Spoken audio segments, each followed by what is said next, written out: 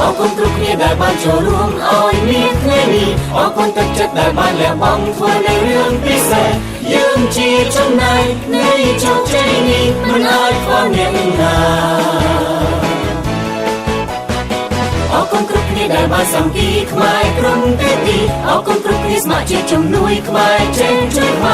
មែរចិនតែមួយលើកស្ទួយវប្បធម៌ឲ្យពិភពលោកបានស្គាល់ខ្មែរ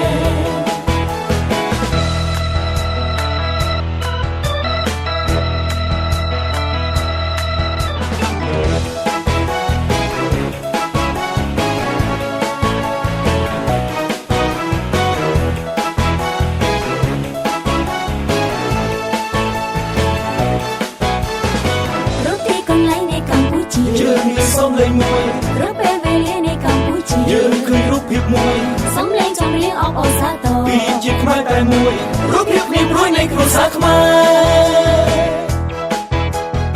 ថ្ងៃចូលសង្គ្រាមបានជួបជុំគ្នាបានឃើញស្នាមញញឹមថ្ងៃចូលសង្គ្រាមយើងរំកំសាន្តយើងមានក្តីសង្ឃឹមទាំងក្រុងទាំងខេត្តទាំងស្រែចំការឡើងរំបងកន្ទឹមហើយប្រវត្តិដងធ្វើបុណ្យចូលឆ្នាំ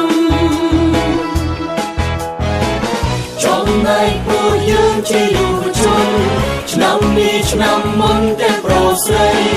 ចូលរួមបង្កើតស្នាដៃថ្មី